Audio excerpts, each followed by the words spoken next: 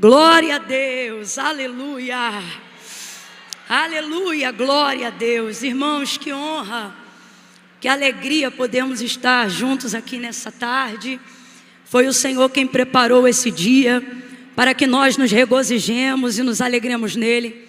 Nosso Deus é fiel, o nosso Deus é maravilhoso, nosso Deus é bom. Você consegue olhar para essa irmã que está aí do seu lado e dizer para ela: esse Deus é bom demais. Aleluia, glória a Deus. Deus abençoe nosso bispo primaz, bispo Samuel, bispa Keila, bispa Neuza, bispo Ides. É uma honra poder estar aqui no Goiás e poder viver nessa tarde a celebração e a comemoração do CIBEM. Já estamos o quê? Há 56 anos, é isso? 56 anos? Glória a Deus. É emblemático e eu tenho certeza que nesses dias coisas inéditas vão acontecer. Eu sou muito grata ao Campo de Madureira, sobretudo aqui, em todo o Brasil e no mundo, né? Mas aqui no Goiás foi um dos lugares em que eu mais percorri estrada pregando a palavra do Senhor. Um dos lugares que eu mais andei. Em cada casa que eu tinha a oportunidade de entrar, alguém sempre oferecia o piqui. Sempre.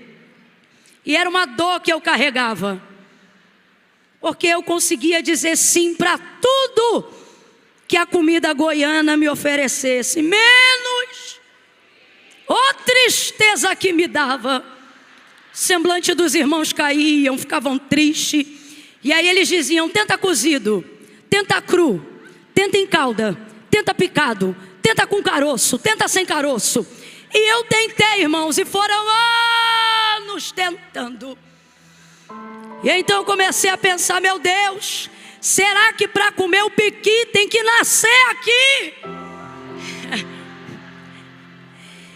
E aí você não vai acreditar, quando eu vi que nós estávamos celebrando hoje aqui mais de 50 anos de CIBEM, levando em consideração que um dos momentos, ou na coleção das memórias mais importantes da minha vida, eu não posso vê-las sem me ver rasgando as estradas do Goiás.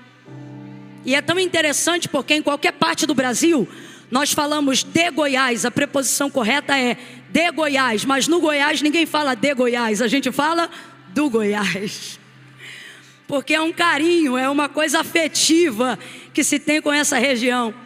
E aí hoje, quando cheguei, falei: Deus, são mais de 50 anos, e no meu caso, há mais de 15 anos sendo favorecida nessa região. Eu preciso honrar esse povo de alguma maneira. Liguei para o restaurante e falei: me dê uma galinhada.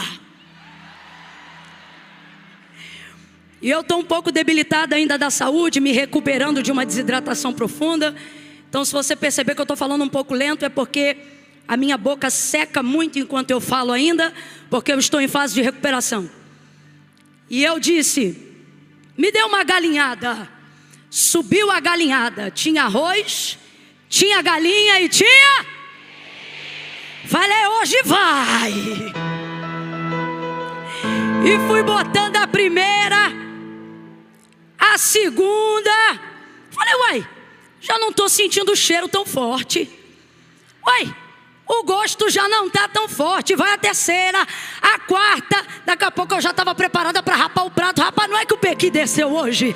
Coisas inéditas vão acontecer hoje. Oh, irmãs, eu precisava compartilhar isso com vocês, porque era a única dívida que eu me sentia com o Goiás. Era ser tão bem recebida todas as vezes que eu estava aqui e ainda não ter podido desfrutar do piqui. Mas graças a Deus me formei. Agora eu também como pequi. Agora tenha calma comigo, não enche o carro não. Eu ainda estou me acostumando. Vamos ficar de pé, vamos abrir as nossas Bíblias. Livro do profeta Ezequiel, capítulo de número 37. Glória a Deus. Bispa Keila, minha amiga, eu lhe amo. Só tem dois tipos de pessoa que podem não gostar de você: o diabo e o endemoniado. Porque não tem como. Não tem como. Glória a Deus, é bom estarmos aqui. Livro do profeta Ezequiel, capítulo de número 37. Quantos acharam? Digam amém. Eu preciso de 15 irmãs de oração que vão abrir mão de dar atenção total à mensagem para dar atenção total ao ministério da intercessão por aquele que está trazendo a mensagem. Eu tenho 15 irmãs aqui que têm coragem de fazer isso. 1, 2, 3, 4, 5, 6, 7, 8, 9, 10, 11, 12, 13. Eu estou levando a sério, hein? 14, 15, maravilha, já contei 20. As outras podem dar atenção total. As que levantaram a mão e se comprometeram, eu preciso de oração. Diz assim o texto: veio sobre mim a mão do Senhor, e Ele me levou no Espírito do Senhor, e me pôs no meio de um vale, que estava cheio de ossos, e me fez andar ao redor deles, e eu vi que eram muito numerosos sobre a face do vale, e eles estavam sequíssimos. E ele me perguntou: filho do homem, poderão viver esses ossos? E eu disse: Senhor Deus, tu o sabes. Então ele me disse: profetiza sobre esses ossos, e diga-lhes assim: ossos secos, ouçam a palavra do Senhor. Assim diz o Senhor Deus a estes ossos: farei entrar em vós o Espírito e vivereis. Porei nervos sobre vós, farei crescer carne sobre vós, e sobre vós estenderei pele, porei em vós o Espírito e vivereis. Então sabereis que eu sou o Senhor. Portanto profetizei como ele me deu ordem.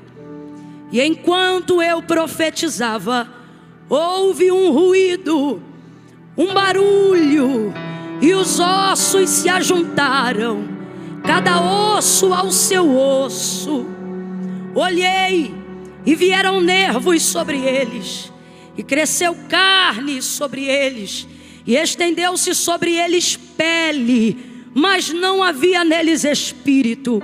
Então ele me disse: profetiza ao Espírito, profetiza ao Filho do Homem, e dize ao Espírito, e assopra sobre estes mortos, para que vivam. Profetizei como ele me ordenara. Então o Espírito entrou neles e viveram. Então o Espírito entrou neles e viveram. Então o Espírito entrou neles e viveram. Então o Espírito entrou neles, entrou neles, entrou neles. Vai entrar em você, vai entrar em você. Entrou neles e eles viveram e se puseram em pé, um exército grande. Diga comigo: grande. Diga: grande. Um exército grande e extremo. E você diga amém por essa palavra. Não se assente ainda. Eu vou contar de 1 a 3. Quando eu disser 3, você vai liberar uma palavra que determina o rumo profético daquilo que Deus tem nos confiado como verdade para essa tarde. Quando eu disser 3, você vai dizer assim à pessoa que está ao seu lado: tudo começa no Espírito. Eu não contei até 3 ainda. Isso é ansiedade. Jesus te cura hoje. Quando eu disser 3, você vai dizer: comece no Espírito. Essa é a palavra. Comece no Espírito. Quem entendeu, diga amém. É 1, é 2, é 3. Diga. De novo, diga. Senta dando glória a Deus, entendendo que tudo começa no Espírito. e termina no espírito.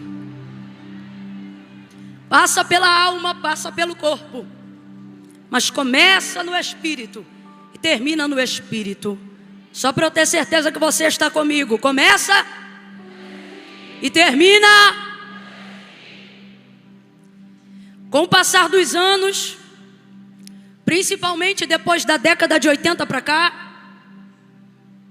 a partir dos anos 90, entrando nos anos 2000, a gente percebe um enfraquecimento da robustez espiritual de alguns lugares, algumas pessoas, alguns ministérios. Quantas vezes percebemos que de um tempo para cá, muito mais da nossa atenção e da nossa energia vem sendo dedicado ou dedicada para conquistarmos coisas pessoais na nossa vida.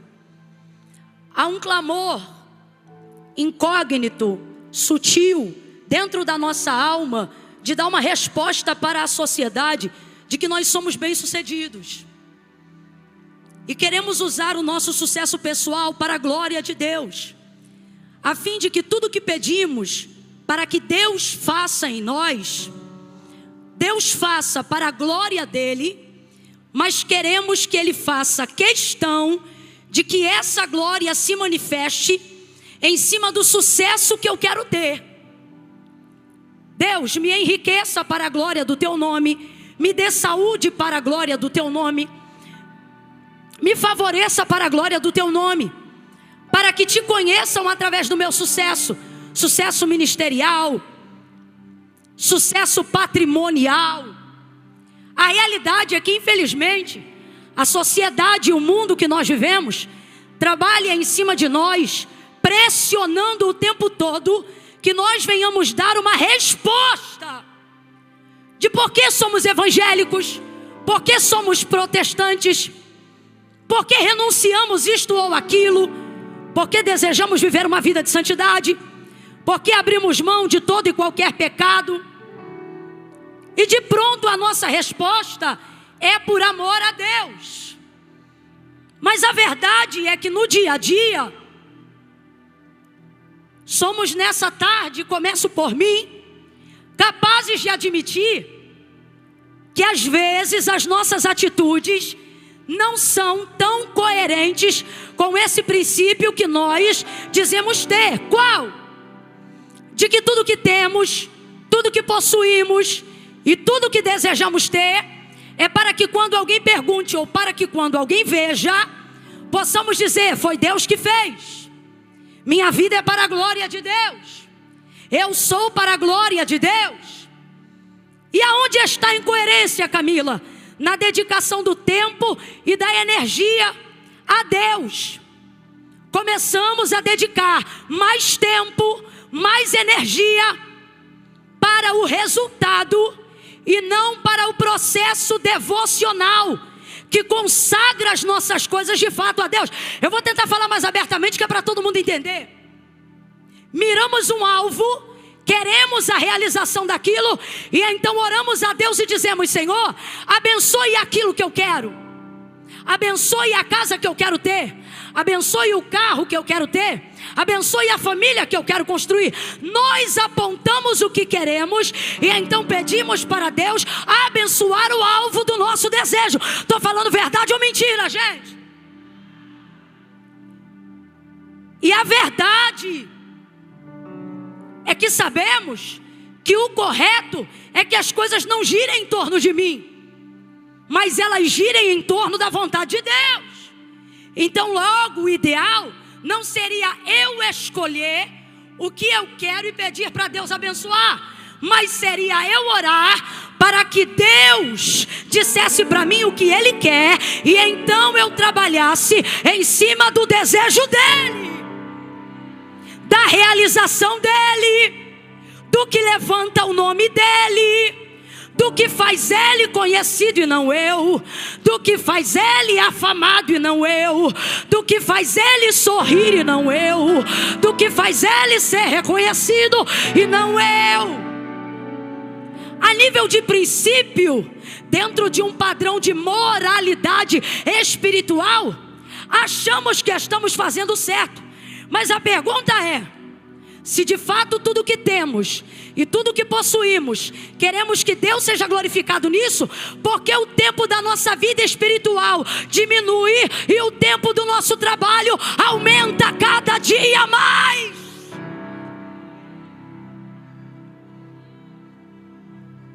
Porque a devocional é de 15 minutos e o home office é de 15 horas. Se isto é verdade, porque quando Deus não faz o que eu quero, eu sinto que a minha vergonha envergonha Ele, quando na verdade nada pode abalá-lo. Se isso é verdade, porque minhas maiores motivações para buscar a Deus tem sido aquilo que eu quero que Ele faça e não aquilo que Ele quer que eu faça. Se isso é verdade, por que jejuar tem sido tão difícil? Se isso é verdade, por que a gente só funciona com campanha em época que a coisa fica apertada e difícil? Se isso é verdade, por que não dobramos mais os joelhos de madrugada? Se isso é verdade, porque a nossa vida espiritual se tornou algo que é terceirizado. Se isso é verdade, porque eu não consigo mais me debruçar de joelhos, mesmo quando eu estou cansado? Se isso é verdade, porque a meditação da palavra tem se tornado tão esporádica, ao ponto de só abrirmos a Bíblia nos cultos, ou quando alguém está cultuando? Se isso é verdade, porque não temos buscado o conhecimento da palavra, haja vista que é Ele que manifesta a vontade de Deus? Eu vou falar rasgado nessa tarde. Aí depois a gente não entende, porque estamos tristes, porque alcançamos realização pessoal, estabilidade financeira, mas não entendemos porque o desejo de morte continua sendo maior do que a fome de vida. Estamos vivendo uma vida em que, sem perceber, os prazeres terrenos estão se tornando o resultado pelo qual nós escolhemos o meio a qual Deus deve ser glorificado. Então eu vou trabalhar para ter sucesso, para glorificar a Deus no meu sucesso, porque assim eu vou honrar a Deus. E Deus está dizendo: eu gostava mais quando tu me honrava no teu descanso em mim, santificando a tua vida e crendo que eu era poderoso para cobrir o teu expediente. Quantos cultos mais você vai faltar para cumprir plantão? Quantos cultos mais você não vai entrar na escala da igreja porque você tem que trabalhar fora? Quantos congressos mais de 3 dias você só vai conseguir vir em um porque você tem que trabalhar? Desde quando o braço da tua carne se tornou mais forte do que o Deus que te sustentava quando tu ainda era massa informe no ventre da tua mãe? A verdade é que Deus nos chamou como ministros, Deus nos chamou como os seus profetas, mas a pressão da sociedade impõe sucesso e o crente não quer ficar para trás. Há um cansaço exacerbado sobre o ombro da maioria, uma exaustão, um burnout, uma síndrome do pensamento acelerado. Sabe por quê? Porque hoje é status estar ocupado o tempo todo. Bonito é quem não tem tempo. Bonito é quem trabalha toda hora e não tem tempo para nada. Agora, por que isso está acontecendo? Porque a vida espiritual não é mais prioridade. E porque a vida espiritual não é mais prioridade, igreja, para muitos, porque a vida espiritual já não é mais prioridade para muitos. Por quê? Porque desenvolve-se com essa conduta frenética, exacerbada, na busca pelo sucesso, reconhecimento social. Desenvolve-se a ideia que o que é espiritual não deva ser priorizado. É chamado nos últimos dias de cultura pop. Qual é o nome que eu falei? ela está impregnada até nos desenhos animados que as suas crianças assistem. E ela trabalha incutindo na mentalidade algo que ela coloca na tua mente sem você perceber que ela colocou. E o que ela coloca na tua mente? A ideia egocentrista de que é você que pode tudo, de que é você que faz tudo. Por isso você não deixa mais Deus atuar no seu expediente.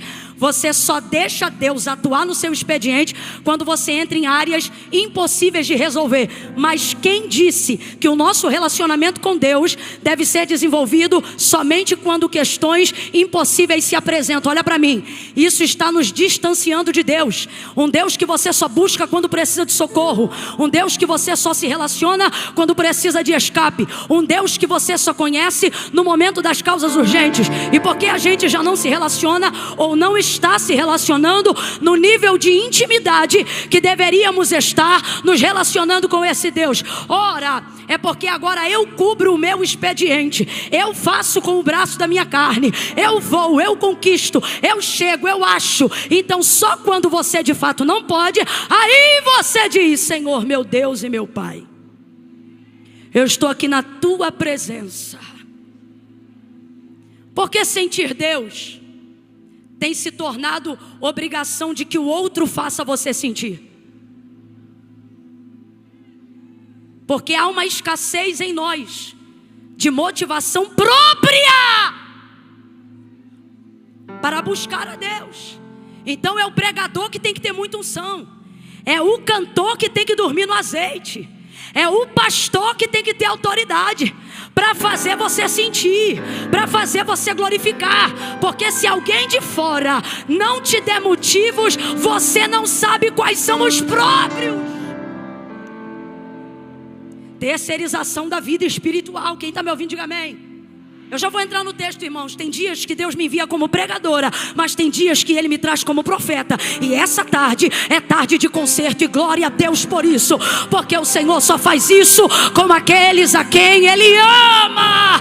Glória a Deus. Se você se sente privilegiado de estar nesse hall, levante a sua mão e diga assim: ainda bem que eu vim. Foi o Senhor quem te trouxe. E essa cultura mundana incute na nossa mente que aquilo que é espiritual é fraco. Por isso nós só oramos quando temos tempo. Só vamos para o monte se tiver tempo ou se tivermos uma emergência. Só vamos para o culto se estivermos na escala. E por que nós estamos agindo dessa maneira? Porque com o passar dos anos foi se incutindo na nossa mentalidade que aquilo que é espiritual é fraco. Para eu ter certeza que você está me ouvindo, complete por favor. Aquilo que é espiritual é... Isso foi incutido na nossa mentalidade desde os desenhos, desde os filmes que mostravam um mundo espiritual com fantasmas que não conseguiam segurar nada, porque eles eram espírito. Lembra?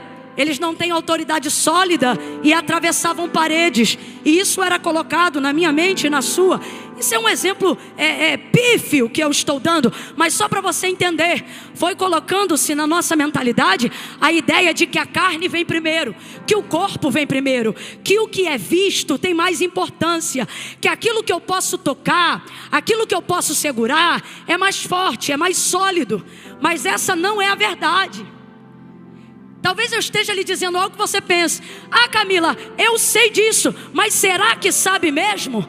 Porque se você tivesse uma noção real do que é o mundo espiritual, eu duvido muito, irmãos, que nós estaríamos dedicando, aqueles que mais dedicam, estão dedicando 20% de tempo para a sua vida espiritual. E os outros não dedicam nada, navegam na onda de quem tem dedicado alguma coisa.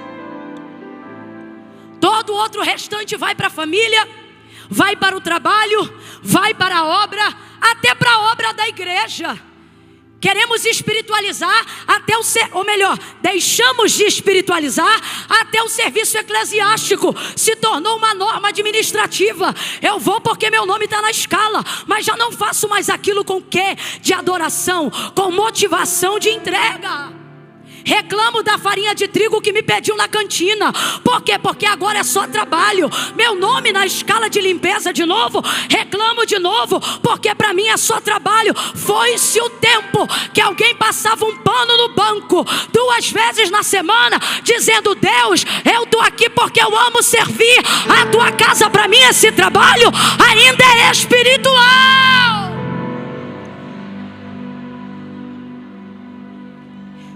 E por que temos diminuído o poder espiritual? Porque ele não ocupa mais o lugar de relevância que sempre ocupou na nossa vida. E porque ele não tem ocupado mais? Porque a maioria de nós aqui alcançou o sucesso. Você não precisa mais orar para a comida chegar. Agora você tem uma vida estável, que você tem dinheiro para pagar a conta do mês. Mas quando você não tinha, orar pelo mês era prioridade. Você fazia até campanha de primícias.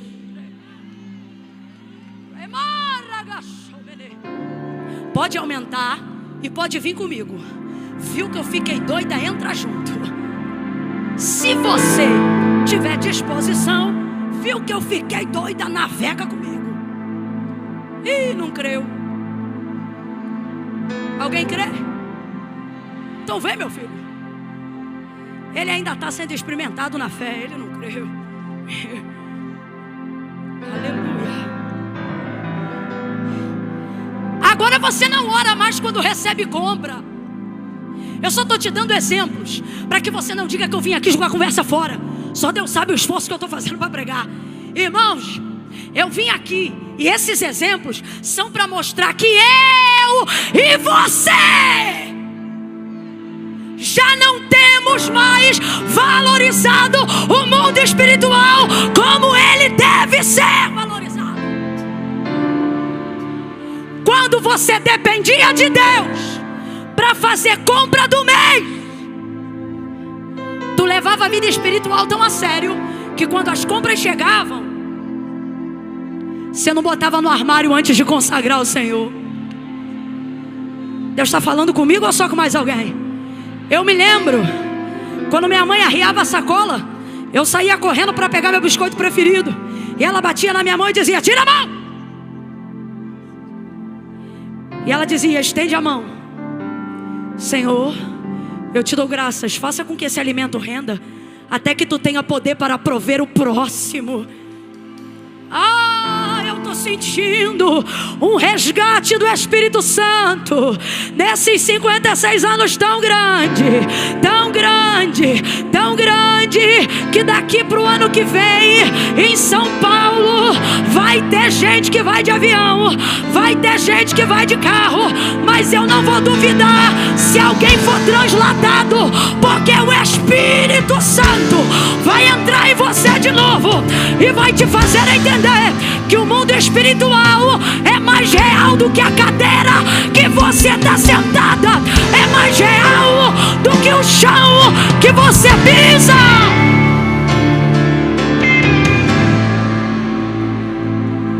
Com roupas era a mesma coisa. Comprava roupa, quando minha mãe me via usando roupa nova, ela já dizia: já orou?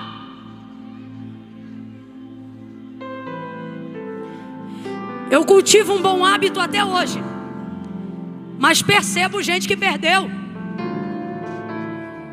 hábitos que a gente pensou que jamais se perderiam em nosso meio. Sabe do que eu me lembro?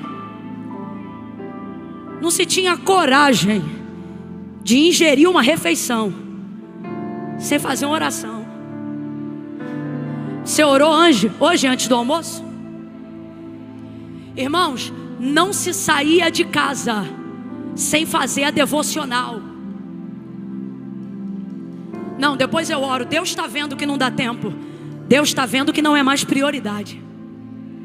Agora eu tenho que falar rasgado, que é para todo mundo entender. Eu não vim aqui questionar o nosso cristianismo. Eu vim refletir pela maneira como nós estamos exercendo. Presta atenção. Deus não tem dúvida que na nossa vida Ele é o único. Quem está me ouvindo aí, diga amém. Redobre a atenção. Deus não tem dúvida, Porque nós não temos dúvida de que na nossa vida Ele é o único. Se hoje uma espada viesse à tua garganta, irmãos, eu falo isso debaixo de autoridade, e alguém dissesse: nega Jesus e você vive, eu tenho aqui mais de 80%, eu creio pela fé, que diriam: pode cortar, porque negar não nega, trair não trai, rejeitar não rejeita. Pode ter vacilado, pode ter errado, a gente reconhece as nossas falhas, mas a gente sabe, Ele é o amor da nossa alma, Ele arrebata a nossa vida. Ninguém é pra gente o que Ele é pra gente. É Ele que levanta o nosso corpo da cama, é Ele que nos dá graça quando a gente diz que não aguenta mais, é Ele que diz: suporta mais um pouco.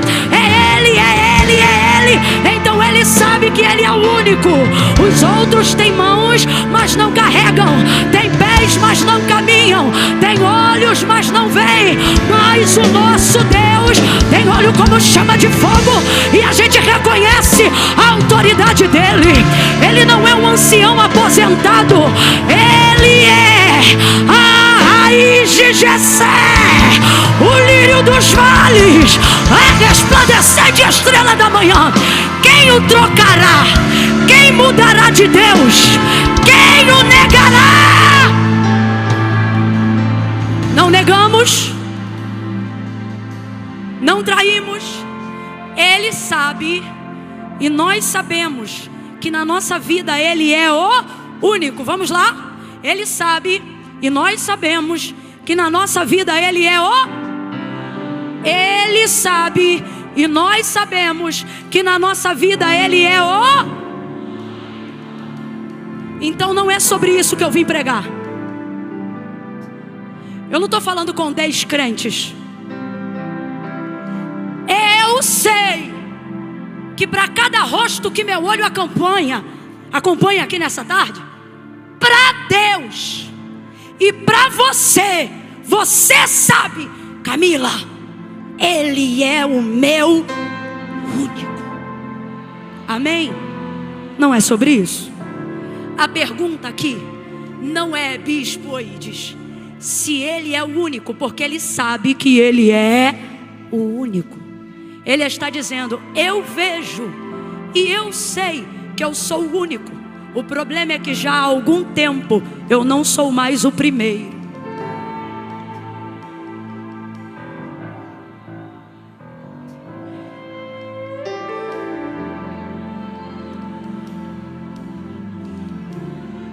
Eu glorifico a Deus pelo seu comportamento. Pouquíssimo glória a Deus. Por quê? Porque é sinal que você está compreendendo. Não é hora de dizer glória, é hora de dizer misericórdia, Jesus. Me perdoa, Senhor. Verdadeiramente Tu és o único. Eu reconheço que eu não posso nada sem Ti, mas é que quando eu levanto, a notificação do WhatsApp já subiu e eu tenho que responder. Eu sei, Senhor, Tu és o único. O problema é que eu já levanto com meus filhos gritando, e aí o Senhor sabe, eu tenho que botar comida no fogo, porque senão atraso o dia inteiro. E o Senhor está dizendo: pois bem, eu sei que eu sou único, mas nessa noite eu vim aqui te dizer: volta a me colocar também no lugar de primeiro, porque só ser o único não será suficiente. Você precisa entender que se o primeiro lugar não for meu, eu não ocuparei nenhum outro, mesmo que ele seja único, porque para mim não tem segundo lugar, para mim não tem terceiro lugar. Ou você volta a me colocar no primeiro, ou naquele grande dia eu terei que dizer que você cumpriu a escala, trabalhou no meu nome, tocou na minha casa, pregou no congresso, ajudou a cantina, mas eu não te conheço, porque você falava de mim, trabalhava pra mim, mas comigo não falava. E falar de mim é uma coisa, falar comigo é outra. Apartai de mim, porque eu nunca vos conheci. Essas são as palavras destinadas aqueles que não priorizaram a sua vida espiritual.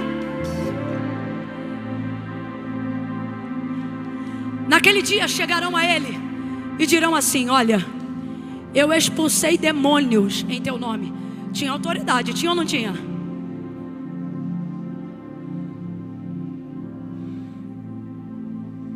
Curei. Rapaz, tem noção do que é você dizer a um cego: veja, e o homem vê? Em teu nome eu curei. Então tem autoridade, tem ou não tem? Tem dom, tem ou não tem? Tem serviço, tem ou não tem? Ou você acha que é ímpio, que vai chegar no tribunal e vai dizer: falei no teu nome. Rapaz, o desviado está pregando? O ímpio que está no caminho da iniquidade tem prazer em mencionar Deus? Claro que não. Então quem é que está falando? Crente. Quem é que está falando? Ministro. Quem é que está falando? Pregador. Quem é que está falando? Pastor. Cantor. Quem é que está falando? Profeta. Gente que tem dom, gente que tem serviço, gente que usufruiu e exerceu do dom. Partai de mim, porque eu nunca vos. Você me conheceu, mas eu não te. Você falava de mim, mas não falava. Alguém está entendendo o que Deus está falando aqui? Vou perguntar, vou pedir para você para completar de novo. É como se Deus estivesse dizendo assim: você falava de mim, mas não falava. De novo. Você falava de mim, mas não falava. Você falava por mim, mas não falava. E Ele está dizendo: aqui não entra quem fala de mim, aqui entra quem fala.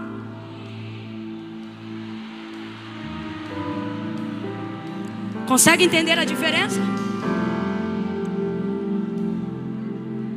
Camila, quando foi que esse declínio começou a acontecer? Quando você parou de entender que Deus é Espírito e começou a pessoalizar a imagem de Deus, e começou a usar expressões do tipo: Deus me entende, Deus sabe, e começou a servir a Deus para conhecê-lo e não para servi-lo. Quando você só quer conhecer, você também quer exercer controle sobre as ações de Deus. Vou fazer isto por isto, vou fazer isto por aquilo. Vamos falar a verdade? Quantos jejuns você já fez porque queria receber algo que você queria receber? Estou mentindo, gente?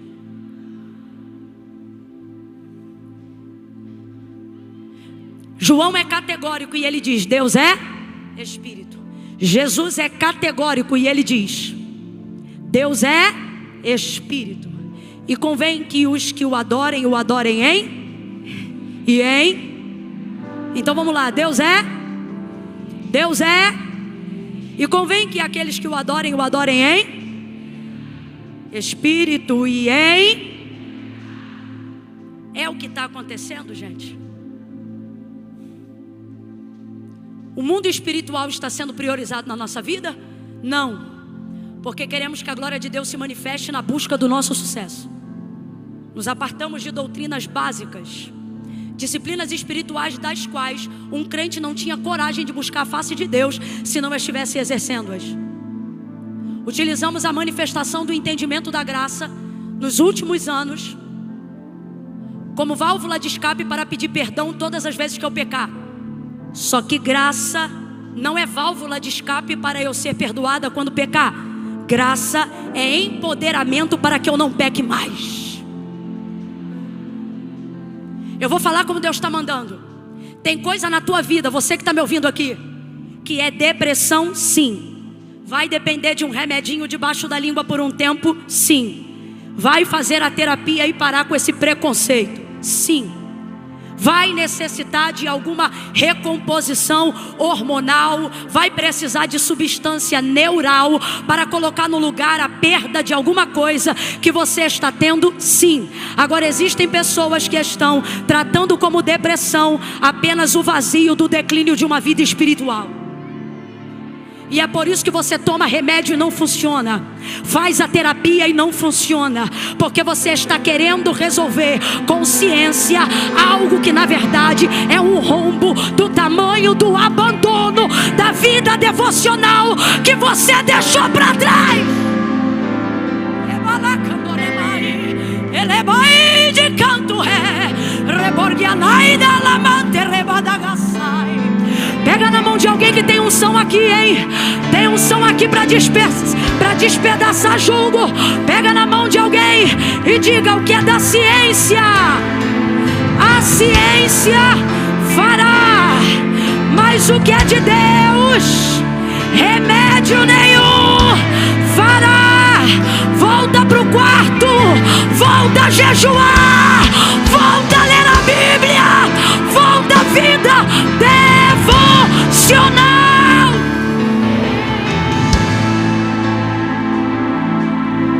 Volte a orar pelas compras, volte a orar antes do almoço, volte a perguntar para Ele antes de ir para a igreja: Espírito Santo, essa roupa te agrada? Volte, volte. Tem profeta de autoridade aqui? Ou só tem caramelo? Tem sal da terra? Ou só veio açúcar? Bota a mão no ombro dela e diz: volte, volte, volte a botar o relógio para despertar 3 horas da manhã. Volte, é tempo de voltar.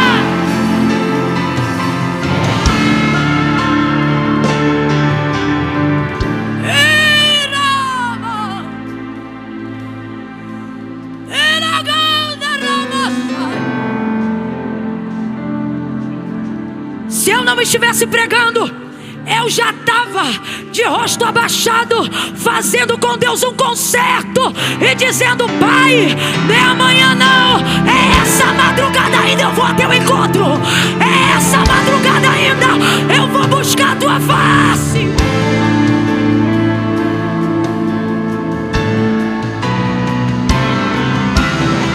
Segundo ponto, são só 3 e eu fecho no texto. Mas cuidado, cuidado com essa busca.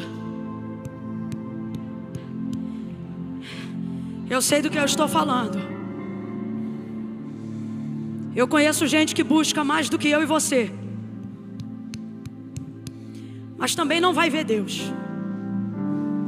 Conheço gente que sobe mais monte do que eu e você, jejua mais do que eu e você, se separa mais do que eu e você, e com isso manifesta mais poder do que eu e você.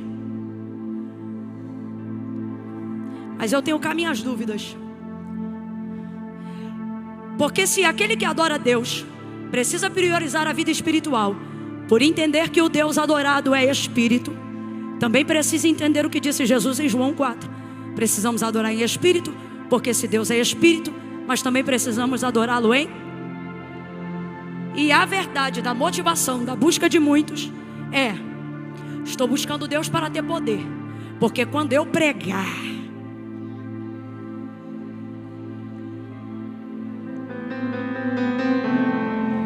estou buscando a Deus para ter poder, porque quando eu cantar,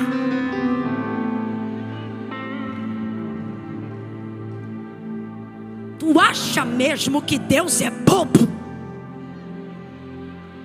Sinceramente, tu não achas que Deus não sabe quando Ele está sendo usado? Com o passar dos anos, aprendi que o Espírito Santo quer nos transicionar. O que isso significa, Camila? Quando você conhece a Deus, você começa a servi-lo. Amém ou não amém? É a sua maneira de demonstrar gratidão, fervor, entrega, devoção. Você serve, você serve, você serve. E quem não serve, não serve. Porque a melhor maneira de expressar para Deus gratidão é servir. servindo. Só que depois de muito tempo servindo, e ficando cansado servindo, aprendendo a ser admirado servindo, ser reconhecido pelo serviço, Deus vai te proteger da vaidade de ser glorificado. E então, por esses dias, Ele vai se apresentar diante de quem Ele está transicionando no ministério, na caminhada de fé. E Ele vai te propor uma maneira diferente de que Ele seja servido. Funciona assim, ó. Você começa caminhando e começa servindo. Vem comigo, você começa caminhando e começa de novo, você vem caminhando e começa, até que chega uma hora que Deus diz assim: não quero mais que você me sirva. Ui! E aí Ele te arrebenta dizendo assim: a partir de hoje eu só aceito o que você pode me oferecer, não se você me servir, mas se eu me servir de você. Ué, Camila, não entendi, vai entender agora.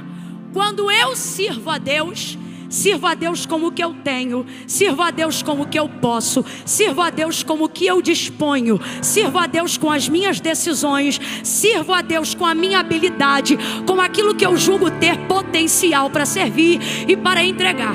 Quando Deus decide se servir de mim, Ele me saca como uma flecha da sua aljava e Ele não consulta mais as minhas habilidades. É mais ou menos o que Ele fez com Maria. Maria era a serva do Senhor, mas quando Deus colocou Jesus através do Espírito Santo no ventre dela, ela disse: cumpra-se em mim, porque sou serva do Senhor. O que é que ela está dizendo? A partir de agora, não sou eu que te sirvo como eu quero, é o Senhor que se serve de mim como tu deseja. O meu ventre é teu, o meu útero é teu, a minha vida é tua e tu vai fazer dela o que tu quiser. É diferente. Quando é que conseguimos chegar nesse nível? Quando entendemos que Deus não quer só ser adorado em espírito, mas também em...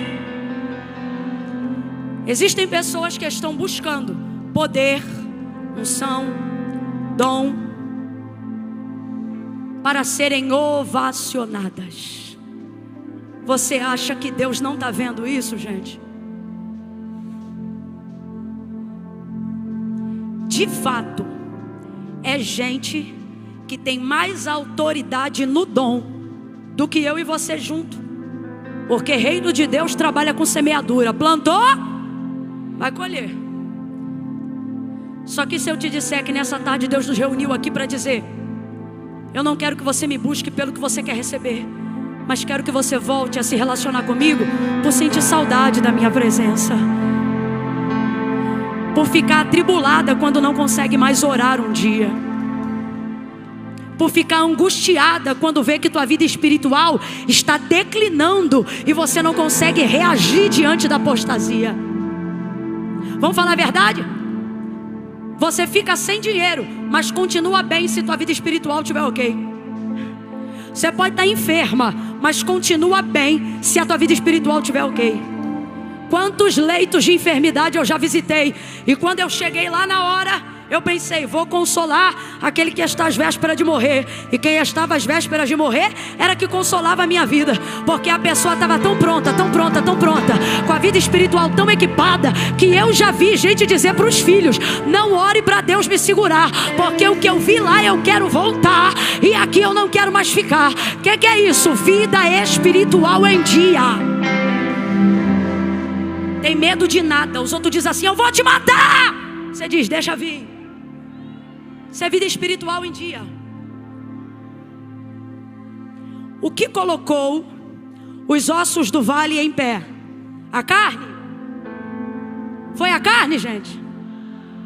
Ele profetizou carne, mas foi a carne que botou eles de pé? Ele profetizou pele, e se cumpriu a pele, mas foi a pele que colocaram os corpos de pé? Foi a carne, gente. Foi a pele, gente. Simplesmente, quando entrou carne, nervos, tendões e pele, saiu de um vale de ossos secos para um vale de defuntos. Eu acredito que foi até mais aterrorizador. Eu me assustaria mais em ver corpos do que ver ossos. Sou só eu ou mais alguém ficaria chocado? Mas quando ele profetizou ao Espírito, quando ele profetizou ao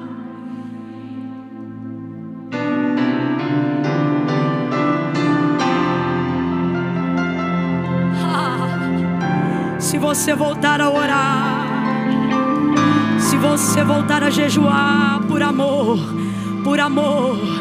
se você voltar a desejar a presença dele mais que tudo, mais que o ar que você respira, mais que a água que você sente sede, se você voltar a orar em espírito, pelo Espírito, se você voltar a buscar pela motivação certa, e ao invés de dizer eu quero te servir, ter coragem de dizer sirva-se de mim. Se você voltar, se você voltar, ei, se você voltar,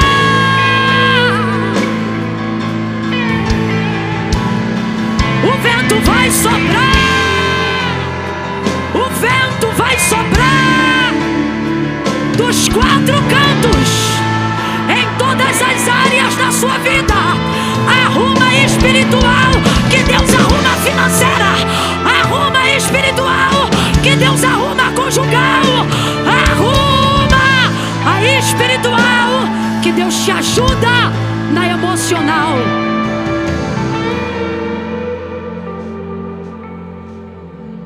Deus não nos chamou para ser cadáveres a seu serviço.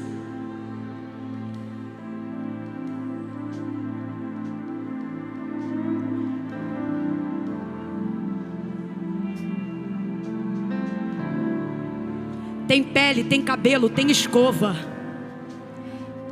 tem vestido, tem sermão, tem unha feita, tem dente escovado. Mas cadê o Espírito? Cadê o vigor? Cadê a ousadia? Cadê a profecia? Cadê o empoderamento que vem do alto? Cadê? Cadê? Tem casa, tem carro, tem CPF e CNPJ. Mas cadê? Cadê aquela vontade que antigamente te invadia de ganhar o bairro inteiro para Jesus? Cadê? Cadê aquela fome de almas? Cadê aquele desejo de promover salvação? Cadê aquela pregação simples para o padeiro de manhã, quando você comprava o pão? Cadê a busca pelos tesouros espirituais? Cadê? Cadê o Espírito? Por que todo o tempo tem que ser do Instagram? Por que o melhor do tempo tem que ser do almoço?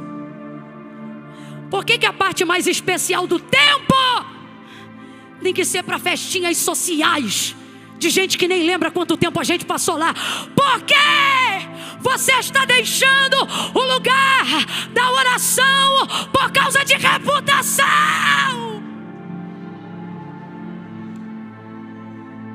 Porque a publicidade do tráfego pago na rede social é o que vai alavancar a publicidade do teu ministério. Por quê? Por que você tem que criar conteúdo todo dia? Todo dia. Irmão, nada contra. Só que eu estou falando de gente que está deixando uma lacuna que não pode ser preenchida com tráfego pago. Porque está achando que o Mark Zuckerberg agora vai fazer o que Deus só fazia quando você entrava no quarto.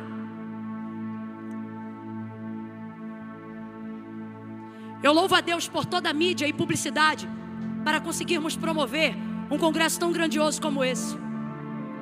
Mas eu quero louvar a Deus, como já foi falado aqui, pela vida do Bispo Samuel, por homens como o Bispo Manuel, como a Bispa Irene. Você acha que essa multidão eles estão vendo a primeira vez? Bispo Manuel, já viu multidões maiores do que essa? Filma ele lá balançando a cabeça. Bispo Irene, já viu estádios mais lotados do que esse? Já. Já viu gente ser curada? Já viu gente ser curada em cruzado? O senhor já presenciou milagres assim? Uma curiosidade. O senhor já viu o cadeirante levantar? Agora, me diga, algum desses milagres já ocorriam há 20 anos atrás? Há 20 anos atrás, Bispo Irene? Sim. Vocês lembram de uma época que Billy Graham veio para o Brasil? Lembra disso? Ele lembra. As maiores cruzadas do nosso Brasil, a nível interdenominacional, aconteceram no final dos anos 80 e início da década de 90. Não havia metade da publicidade envolvida hoje. Mark Zuckerberg não tinha nem nascido quando Deus já dava espetáculo. Deus chamou profetas. E eu tenho visto homens e mulheres se tornarem algoritmos sociais, porque pararam de espiritualizar, porque acharam o algoritmo que promove o sucesso da venda, o sucesso da empresa. É por isso que já não se ora para construir uma empresa, é só ter um método. Mas as empresas mais firmes, daqueles que se chamam pelo nome do Senhor, não nasceram em tráfego pago, nasceram em uma oração de joelho, na casa de Deus, com a motivação correta.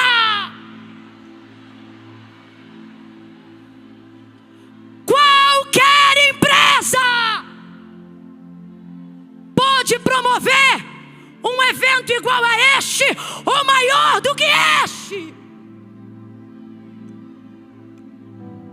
A pergunta é: o que nós usufruímos num lugar como esse pode ser usufruído em algum lugar onde a presença de Deus não esteja? Camila, por que você está dizendo isso? Para você voltar a botar a tua vida espiritual no lugar. Porque o que hoje tu está procurando na rede social, na network, já acontecia antes de você aprender a usar métodos. E não era passageiro não.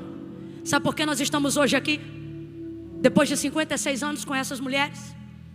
Porque não era passageiro o que acontecia lá atrás. A bênção do Senhor é permanente. A do Instagram é passageira, mas a do Senhor é permanente. A do Facebook é passageira, mas a do Senhor é permanente. Os seguidores de Jesus seguem Ele mesmo sem arroba, porque não seguem Ele numa plataforma, seguem Ele no café, no almoço, na janta, acordado ou dormindo. Aonde houver um seguidor de Jesus aí, levante a mão e diga para Ele: Senhor, diga: Senhor, eu estou para um lugar de intimidade profunda, de comunhão que não depende de terceiro.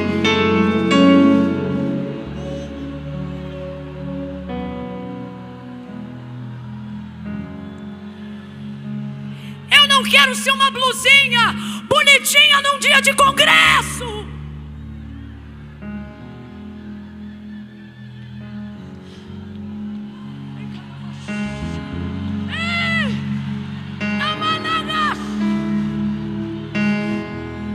Quero ser um cabelinho arrumado na noite do culto. Eu quero o Espírito.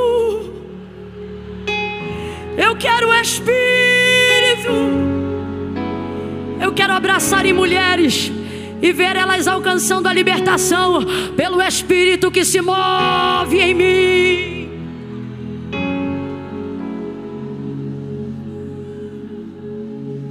Aonde está o Espírito? Responda para essa irmã e diga assim para ela: na tua boca.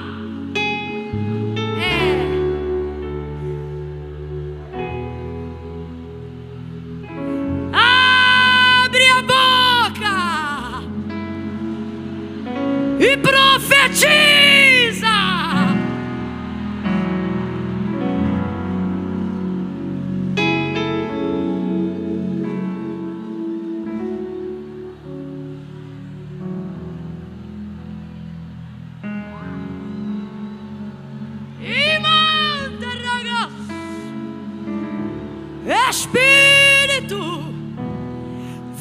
que sopra dos quatro cantos, sopra sobre a arena mais uma vez, mais uma vez. Traz arrepio, ressuscita o defunto, levanta com poder.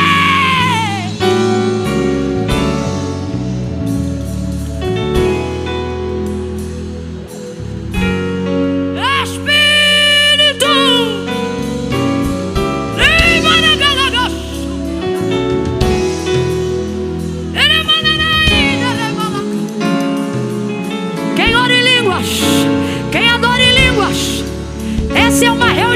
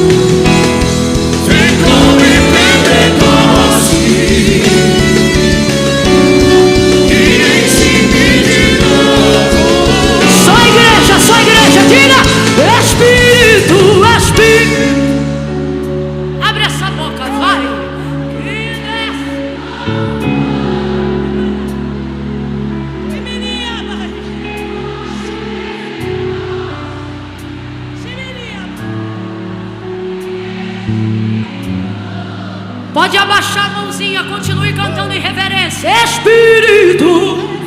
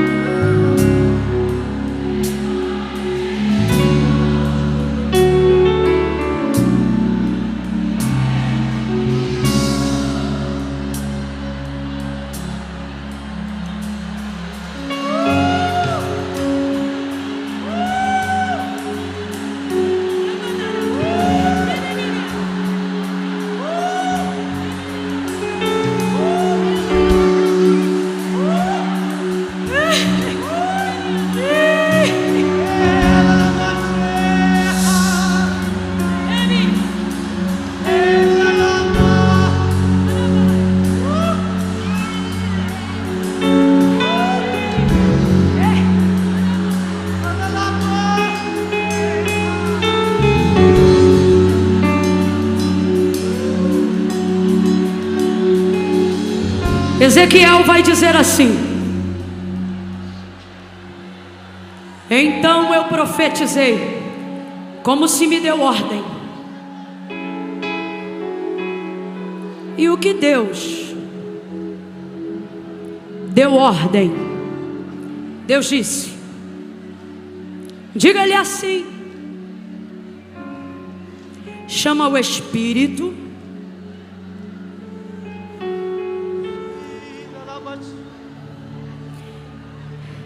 e fala para que ele entre nos ossos.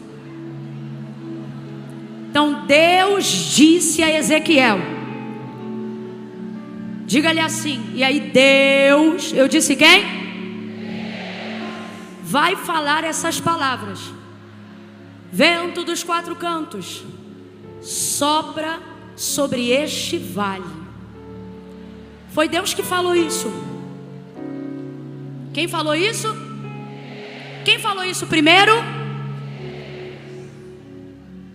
Porventura teria a voz de Ezequiel mais poder do que a voz de Deus?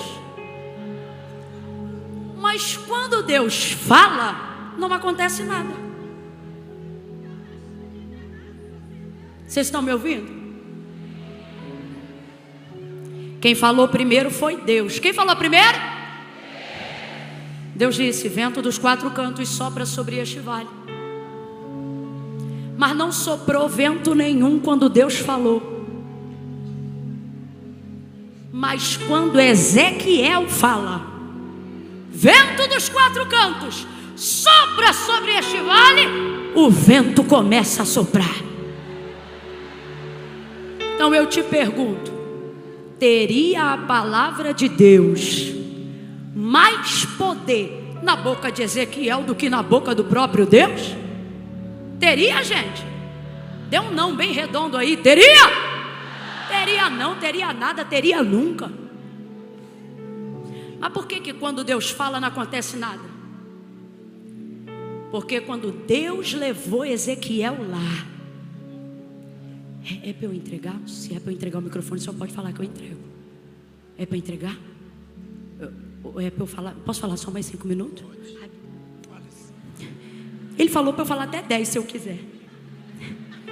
Por que não aconteceu nada?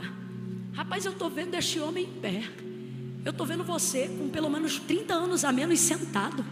Eu não estou entendendo o que está acontecendo aqui não. Sinceramente, pelo amor de Deus, tem coisa que não dá, né? Tem que falar. Mas por quê?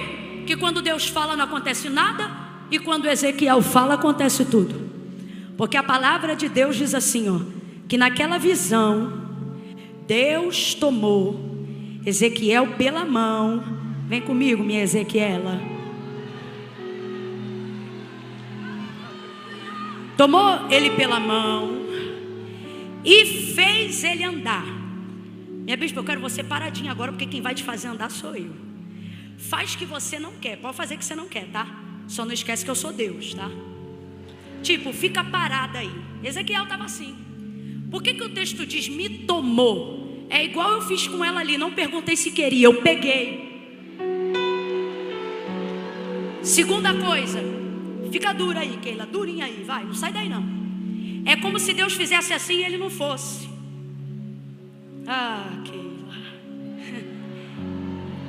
E aí Deus faz assim, vem, e me fez andar. Tem gente que diz, como é que tu aguenta?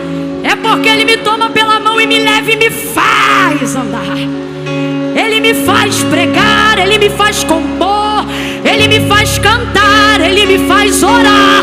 É Ele quem me faz adorar, é Ele quem me faz organizar, é Ele quem me faz filha, é Ele quem me faz esposa, é Ele quem me faz amiga. Ele me faz andar acima de qualquer adversidade. E me tomou pela mão e me levou e me fez andar. Pega a mão de alguém aí, não pergunta se pode pegar não. Pega na mão dela aí. Fecha os corredores.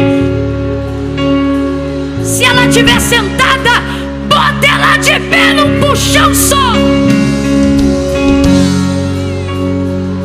Isso! Você aguenta. Aleluia! Fiquei emocionada com o que eu vi agora. Desculpa perguntar, mas a senhora de salmão, essa blusa salmão, do lado da irmã de blazer preto, blusa xadrez, qual é seu nome?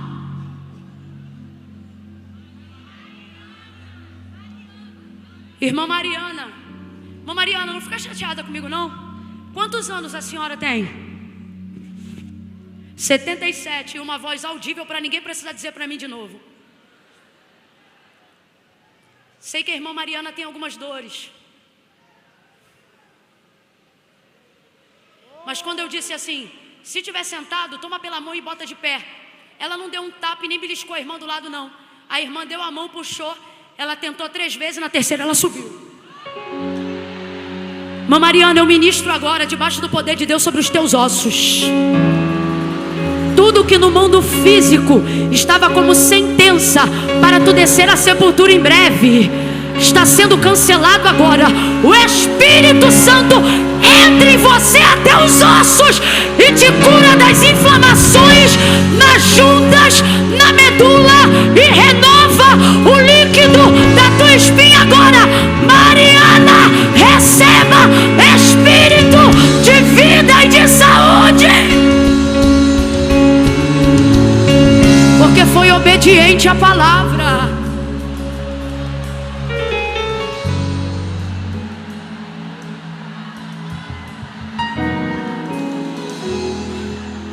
Tomou pela mão, me fez andar e me disse, profetiza. E então, depois que ele me levou, ele me deixou lá. Fica aí, bispa, sozinha. Me tomou, me levou e me... Solta a mão dessa pessoa agora. Fala assim pra ela, agora é contigo. Aí aqui, ó. Deus deixou Ezequiel lá, sim ou não? Sim ou não? Mas Deus ainda está falando com Ezequiel, sim ou não? Então presta atenção. O vale está sem Deus, sim ou não? Tem gente na dúvida, eu vou perguntar de novo. Se Deus deixou Ezequiel sozinho no vale, Deus deixou o vale?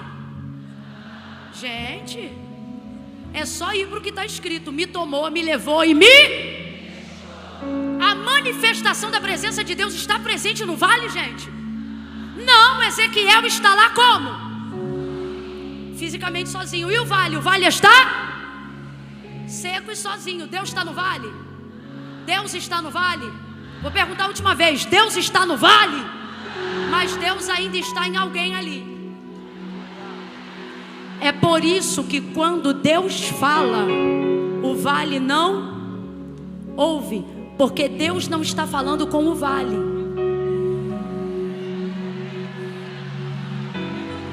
Mas Ele está falando. Veja, Deus não está falando com o vale, mas Ele está. Mas está falando com o vale? Está falando com quem? Então vou perguntar de novo. Deus está no vale? Mas está em alguém que está no vale. Está em quem? Você diz assim: Senhor, Tu me deixou. Eu não te sinto nesse vale. E o Senhor diz: Tu sente corretamente, eu não estou aí. Deus, como Tu teve coragem de me deixar aqui nessa situação? E Deus está dizendo: Tu me pedes socorro na circunstância, dizendo assim: muda esse vale. Deus está dizendo: mudo nada. Toca nesses ossos. E Deus está dizendo: toco nada. Só vai acontecer nesse vale, Ezequiel, que você permitir que aconteça. E como é que eu permito que aconteça? Na hora que você entender que eu não estou no vale, mas estou em você. Então o que Ezequiel tem que fazer, Neuza? Bispa Neuza, ele tem que repetir tudo que Deus está. Porque o vale não ouve Deus, porque o vale está obrigado a ouvir Ele. Quando o vale não ouve Deus, é porque Deus autorizou o vale a ouvir você. Então você não tem que esperar Deus mover no vale. É você que vai ter que se mover. Obrigada, minha amiga. Mova-se. A gente não sabe cantar aquela canção antiga que diz assim, então profetiza. A gente não sabe não, né? Duvido que a gente sabe. Você está brincando que eu vou cair durinha aqui agora se a gente souber. Não, você está brincando. Eu vou me soltar até agora. Então profetiza. Deixa eu só falar uma coisa antes da gente começar a profetizar. Isso aqui é muito sério. Eu vou orar e ela vai cantar. Quando ela começar a liberar essa palavra, quem é profeta vai se mexer. Não estou falando você pular não. Mas na hora que ela falar isso, quem é profeta, Deus vai colocar uma profecia na tua boca para entregar para alguém. Ah, Camila, mas eu estou aqui na arquibancada. Filho, profeta que é profeta tem isso não. Se os bombeiros não vigiar, o profeta desce até pela grade. Faz isso não, pelo amor de Deus, tá? Desce pela escada. Levanta as duas mãos para os céus. Diga assim: Deus, te glorifico por tudo que tens me dado. Eu te agradeço. Mas não deixe nada do que me deste me fazer perder o principal de tudo, o Espírito. Deus, coloque em mim com mais intensidade o fogo, a unção, o poder, o avivamento do Teu Espírito Santo. Bota a mão no coração. Deus, essa tarde eu faço contigo um concerto. Daqui para dezembro, em 6 meses, eu vou melhorar 6 vezes mais a minha vida espiritual. Em nome de Jesus. Pai, em nome de Jesus, eu oro agora por todo o Teu povo. E eu te peço, Senhor, que esses 6 meses daqui para dezembro sejam meses aonde vejamos ossos sendo revestidos em carne e carne sendo cheia do Teu Espírito. Que enfermidades sejam curadas pelo poder do Teu Espírito. Que ministérios se ergam pelo poder do Teu Espírito. Que famílias sejam salvas pelo poder do Teu Espírito. E que o Teu poder em Espírito se manifeste em cada um de nós, na vida de cada adorador, de cada servo, de cada serva Tua. E que isto transborde pelo Brasil, aonde nós passarmos. Senhor, que estes dias do Cibem sejam dias de inauguração no mundo espiritual para um novo e grande avivamento que ainda não havíamos experimentado dentro da nação brasileira, na nossa geração. Que o poder do Teu Espírito se mova em nós. O mundo está em trevas e jaz no maligno, mas nós estamos em Cristo e cheios do Espírito. Aonde houver um profeta, um homem, uma mulher, através do Teu Espírito, usa ele, usa ela nesta noite, num abraço, num aperto de mão, numa palavra profética, e faça ele andar em espírito, em nome de Jesus. Amém. Abre a boca e profetiza, profetiza no espírito, porque eu, o Senhor, estou contigo e honrarei o que os teus lábios falarem. Quando profetizares, profetiza com autoridade.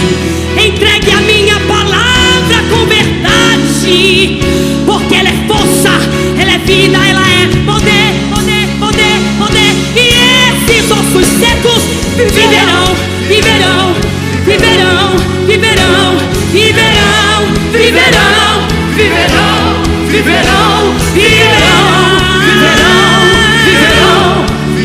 Dá um abraço de poder nessa irmã que está do seu lado. O Espírito que desce, vem como em Pentecoste, enche, enche, enche, enche, enche. Espírito, Espírito que desce. Dá um abraço de poder.